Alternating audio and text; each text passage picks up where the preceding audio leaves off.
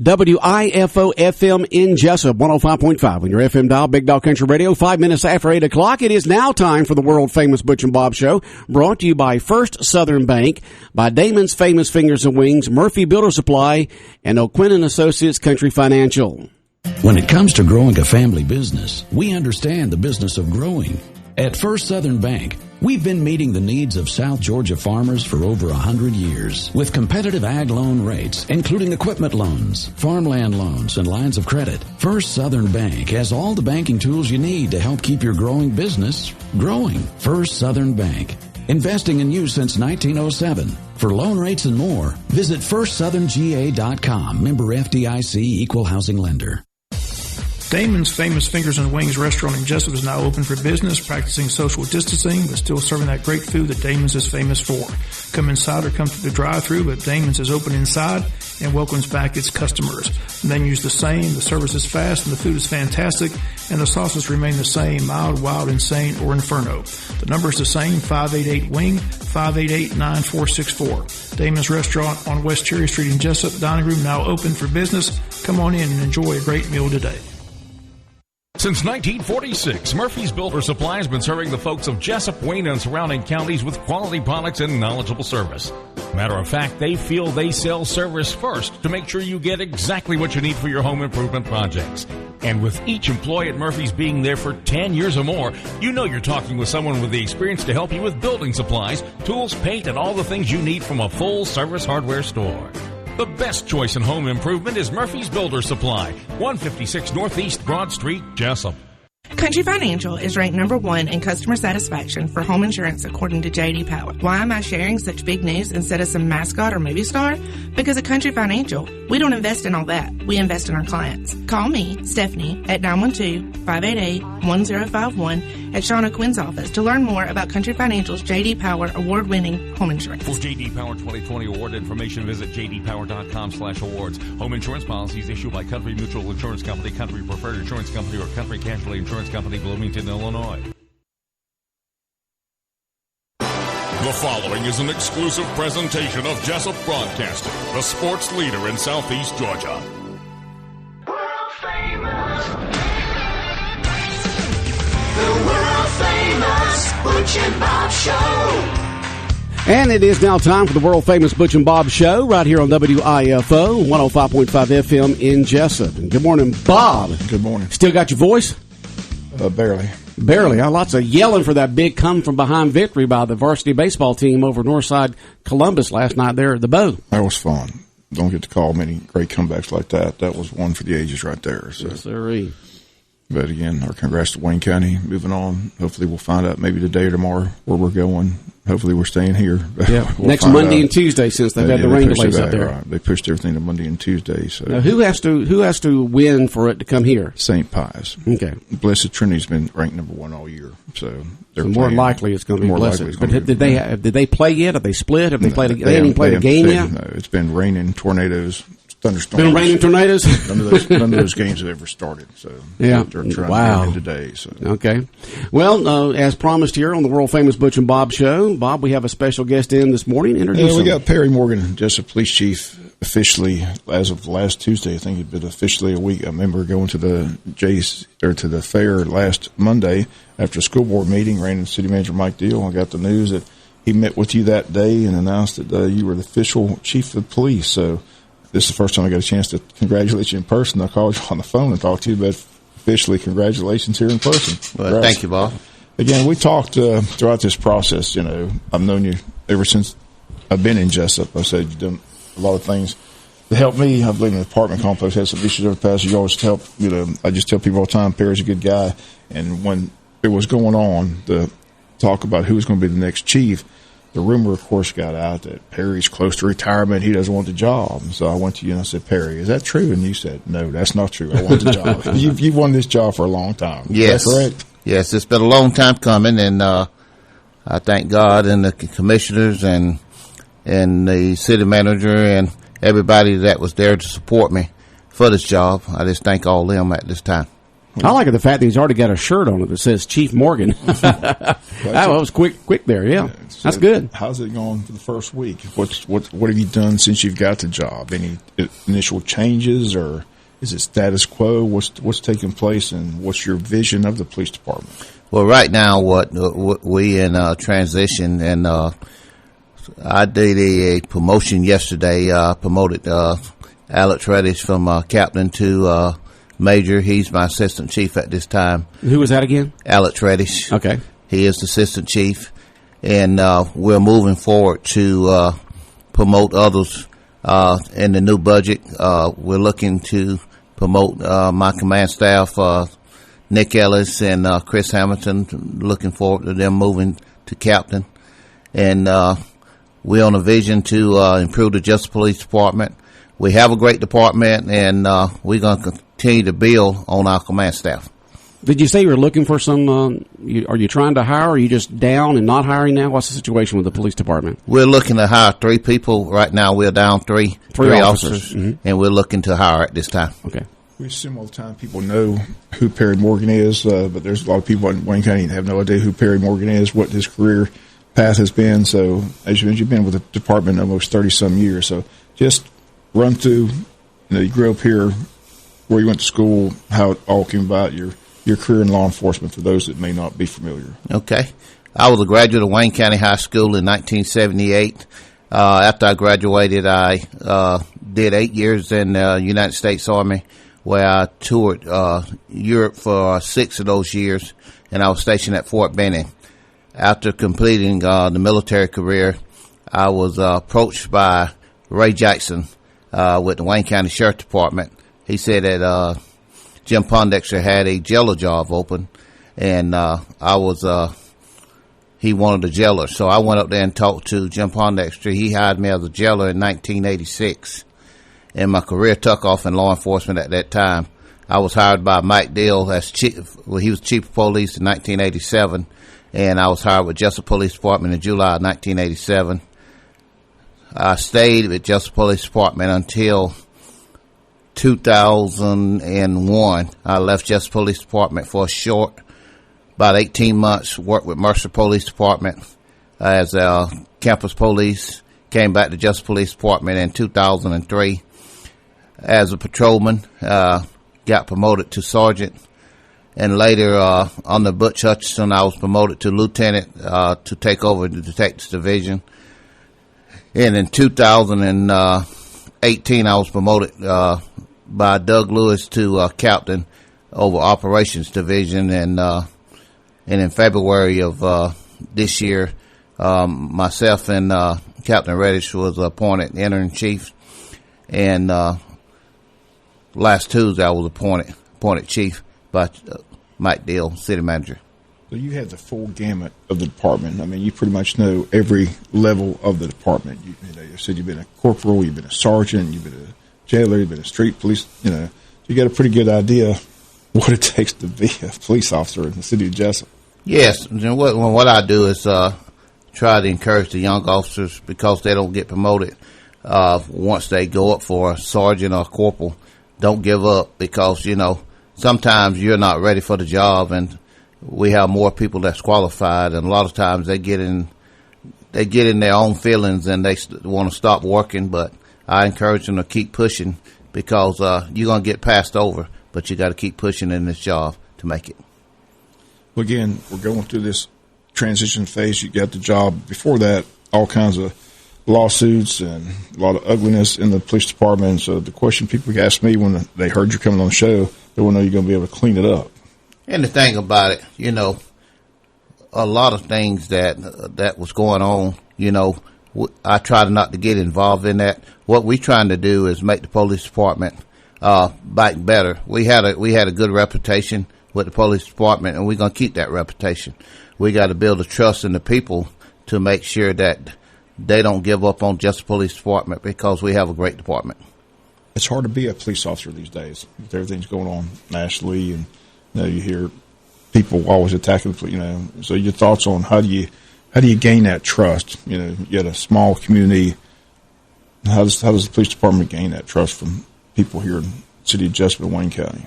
The thing about it, we got to interact more with the people in the city of Jessup, because the thing about it, everybody, once one police officer mess up, it's all police officers. It's not just that one person. It's the whole police department, and everybody, the police department get a black eye at that time. But we got to get out there and interact with the people in the community and build a trust back. What we're doing now, we're starting our community programs back in July. We're going to start our firearms class back, and we're going to start getting back out in the community with the, Greg Rogers is going to get back with the, working with the community as far as neighborhood watch, and we're trying to start back also the first aid program.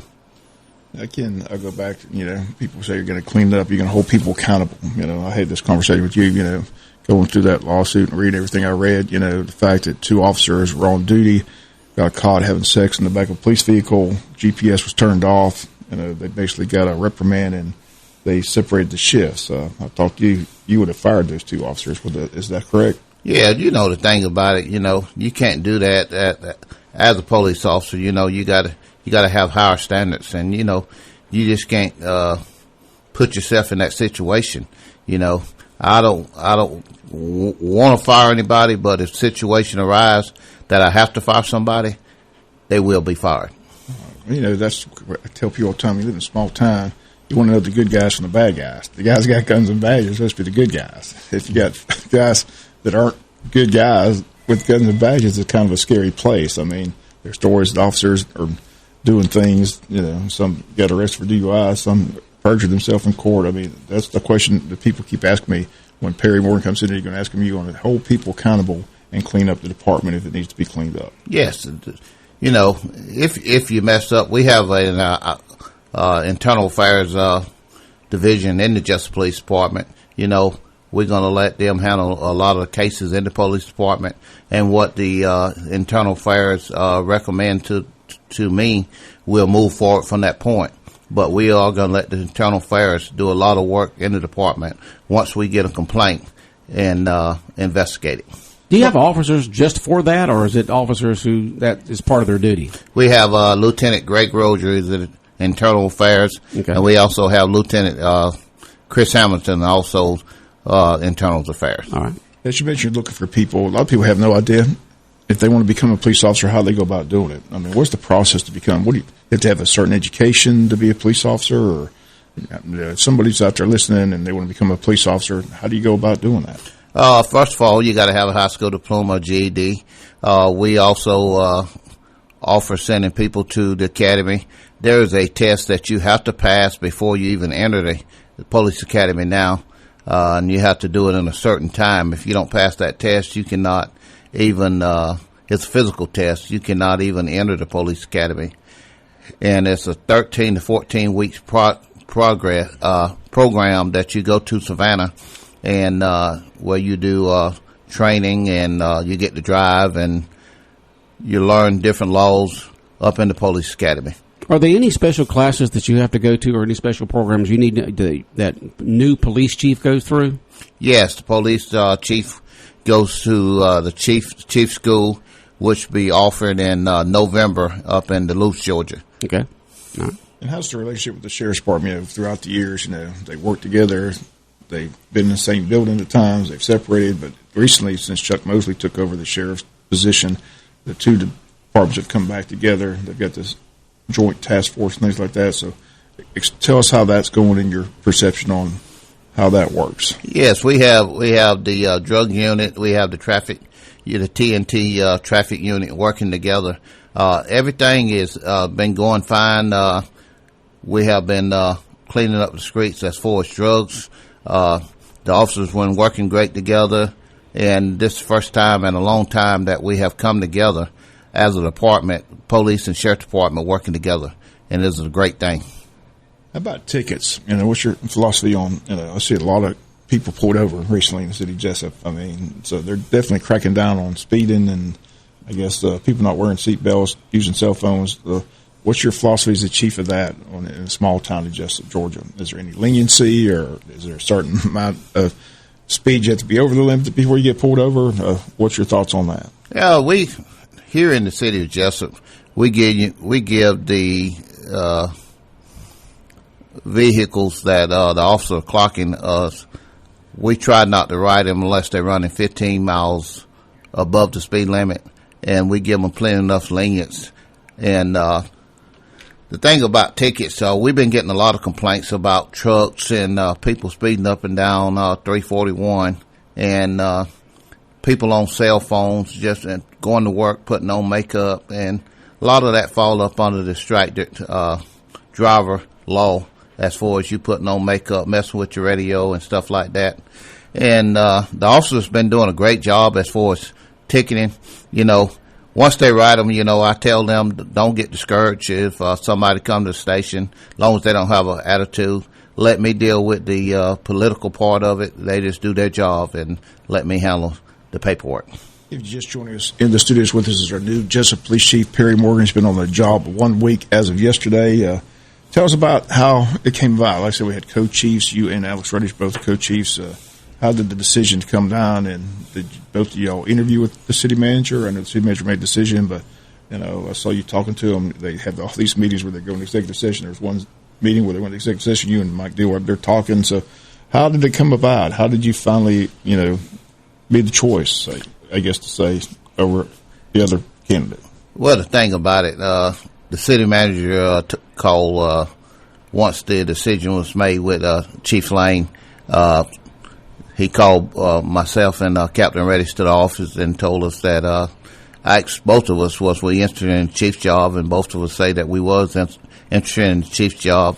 And from that point on, he said, well, I'm going to go ahead and appoint both of y'all co-chief at the time. Y'all been doing a good job, and y'all will continue to work together as co-chief until I decide to make a chief. And they had the council meeting, and after the council meeting, the last council call meeting, I was called to the office by city manager, and that afternoon, and appointed chief. Bet you that really made you put a big old smile on your face, didn't it, Perry? It was a long time coming, and I thank God for the opportunity to serve the people here in Jessup and Wayne County. Okay. You and the mayor in the same class, right? You graduated together. What's that? The mayor? Yes, me and the mayor graduated in 1978, and it was an honor to be appointed, and for him to be mayor, and for the class of 78 to be chief. Class of 78 classmates doing good. Yes. Okay. As you mentioned, you got three, now you got to deal with budgets, and like I said, Butch asked you that question. That's probably the best question. Like I said, you've been in the department all this time, but now you're the head guy, the chief. So what all comes with that? What's the biggest adjustment? Is it dealing with budgets? Is it dealing with politicians? Is it dealing with the public? Give your thoughts on being the chief. What do you think are the biggest obstacles in front of you? Well, the first thing, the first week, just being in detectives, we don't have a lot of complaints back in the detectives, but once taking over chief, you get to hear all the problems that's going on in Jessup, as far as people complain about animals, stuff like that. But the budget was no problem. I took management, and I learned how to do the budget and management and completed management. But it was just an adjustment phase where I have to go through just to get back in touch with it, because I was not doing it in the detective division. Yeah, when you talk about Jessup and Wayne County, drugs are always an issue. What's the number one drug on the street that the cops have to deal with most times? Is it still meth? I see where fentanyl is a big drug. A lot of people don't know about that. What do you see when you deal with the drug issue here in the city of Jessup? What's the issue? Well, the main drug what we're dealing with now is mostly meth, and we're getting a lot of fentanyl that's coming from other counties here in Wayne County, and it's getting to be real bad fentanyl in Wayne County. What is fentanyl? Fentanyl is I can't explain it because I is really it prescription? No, it's they use fentanyl patches where they put them on them for like pain relief. So it is a pain relief medication. Yes, okay. but a lot of them is making fentanyl. They're illegal. making it. Okay. Yes, they're making fentanyl. And a little home brewing going on there, huh? Yes. And the fentanyl patches, a lot of the guys, people that's on that fentanyl patch is taking the patches and instead of putting them on them, they're chewing the patches and getting all the medication out of the patches. And a lot of them is dying from the fentanyl patches. See. You know, we know that a few of the Jessup Police Department officers are also been deputized in the county. How many are they? We have all the police officers now with the county is deputized. So all the Jessup Police Department are now also deputized with the county so they can work outside the city limits of Jessup? Yes. Okay. In years past, you would see people from the city move to the county because the word was they'd make more money, more benefit. Is it pretty equal across the board now between the city and county, or how do you see that at this time? No, the city of Jessup is officers making more money that I see. A lot of people don't want to leave the city and go to the county because the county is making less than the city, and the city has great benefits. And that's the thing about the city. All insurance and health benefits are being paid by the city of Jessup. Our retirement has been paid by the city of Jessup. And a lot of that with the county has not been paid for. And it's a great opportunity right now to join the city.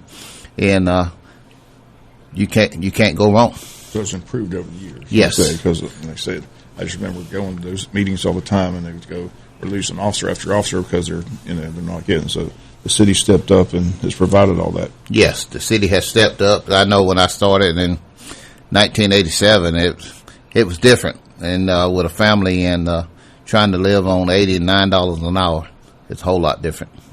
Now, you've mentioned during the talk here that you graduated Wayne County High School in 78. You've been with the Jessup Police Department now for 32 years in just about all positions, all the way up through captain. But tell us a little bit about your family, Perry. I'm married to Tina Morgan, and we have together 5 kids together, and I have my 2 daughters, Nikila Morgan and Latoya Morgan, and she have her 2 daughters, Michelle Thomas, Demetrius Stokes, and also Michael Williams. And we married in 2013 after the passing of my son, and we have been doing a great job. We're coming up on our 8-year anniversary in September. Okay. We've gotten several text messages in from listeners out there saying congratulations to you, Perry. They're proud. They're happy that you're a police chief. And so a lot of positive text messages coming in this morning here on our screen. All right. Well, I'd just like to thank him for... Including some classmates. I'd just like to thank him for believing in me. And like I say, we're going to make the Jessup Police Department better, and we're not going to look back, and we're going to keep moving forward. Here's one who says, congratulations, Chief Morgan. Proud of you. I believe you'll do a great job. Your old teacher, Miss Lockley Kelly. Yes, she was my history teacher. Well, Perry, since the announcement, like I said, all I've heard is good things. Like I said, I've known you for a long time. I tell people all the time, one thing about Perry Morgan, he's a good guy, honest guy. That's what people are looking for, just honesty, integrity, and you've had that your entire career with Jessup PD, so I'm just tickled to death that they finally, as you said, appointed you the chief of police after all this time with the department. And you tried to become chief before, is that correct? Yes. I applied for the chief's job when Doug Lewis became chief, and also applied for when Mike Lane became chief. But, the thing about it, sometimes you have to sit back and wait, and, they say good things come to those who wait, and I believe that. Well, they always say God has a plan, so, the plan is now for you to be a police chief of the city of Jessup, and it'll be interesting to see how it all plays out. But like I said, that you have a good working relationship with the sheriff. That's always a good thing to have all the law enforcement on the same page. And I said, hopefully you can crack down on the drug issues here in the city of Jessup. And I said, I just appreciate you being here and congratulate you once again. And, happy for you. Just wish you nothing but the best. Look forward to working with you as the chief of police. All right, thank you, Bob. Thank you. And we look forward to having you here on the show. We've, for the last, 20-something years, we've had the Butch and Bob Show for about 25 years now. We've had the police chiefs on a regular basis to talk about different issues going on with the police department or law enforcement here in Jessup. And we look forward to having you on here. Look forward to working with you over the next several years as you being the new police chief here in Jessup. Perry, congratulations. Thank you very much. All right. Bob, anything else you want to talk about? Just want to thank the crowd again for coming out. GHSA dictated that 2:00 start, but fortunately, a lot of people were able to get out there and support. Coach McDonald said it this past week, and Bill Workhauser mentioned yesterday at the Eggs and Issues breakfast that we're unique. Not a lot of towns have the support that Wayne County gets from the community in any sport. Sport. But to have that kind of crowd show up, and it just fueled the comeback. So just congrats to all those people coming out. I know the listenership was huge. I know. I was coming back in from out of town yesterday, and that's when you came back on the air and said that you found out why the delay was from the lightning, that it was raining in Odom and all that kind of stuff. I had no idea. I mean, looking out the press box, all I saw was sunshine. You didn't see behind your back where it was black. Had no idea. But all those black clouds just raining and lightning in Odom. Maybe the lightning delay is what we needed. Maybe it helped. We'll never know. But it was just a dramatic comeback to score 4 runs in that bottom of the 6th to go from 7-4 down to 8-7 up. It was a fun thing to see, fun thing to call, and a lot of excitement at the ballpark. And we'll keep our fingers crossed. Maybe St. Pius can pull the upset and come here on Monday and Tuesday. But we should know maybe not today, at least by tomorrow. So hopefully they'll get those games in up the Atlanta area. No, that'd be great. But it was a great crowd, and again, just thanks to everybody who came. A friend of mine, Randy Bullock, said it best. You go to these ball games and you see people you haven't seen in 10, 15 years. I know you do. You see all kinds of people that come. So how you been? I haven't seen you in 5 years. They're just all excited to be there. So you see all kinds of people coming at ballpark. But it was a great crowd. And again, hats off to Coach McDonald and those kids and coaching staff for pulling that dramatic win and getting us to the Elite 8. We got that monkey off our back. It's been a while since we got, like I said, 2017 since we got past the Sweet 16. So right. And the last time we went to the Elite 8, we got all the way to the finals. To the state championship game. And we want to apologize for our website going down yesterday during the game at BigDogCountry.com. I know a lot of people go to that website and click on live stream to listen to the ball games, to hear the morning show and stuff like that. But it went down, and we're still trying to figure out why it went down, and hopefully we'll have it back up today and ready to go for tomorrow morning's show and then the ball games next Monday. I talked to a lot of parents of players. They want to know when it's going to be up on the live stream because they want to hear it. So yeah, we'll find out. Maybe we can find a Friday or Saturday and maybe play from the 6th inning on. Yeah, and just play towards the end. Does Jonathan record the entire game? I think he does. If he does, then he can put it up, and we'll let folks know when it's up and running. Yeah. But it was exciting, that's for sure. It was. And looking forward to the Elite 8 games this coming Monday. All right. The world-famous Butch and Bob Show brought to you by First Southern Bank. Also brought to you by Damon's Famous Fingers and Wings and Murphy Builder Supply. And also brought to you by O'Quinn & Associates Country Financial.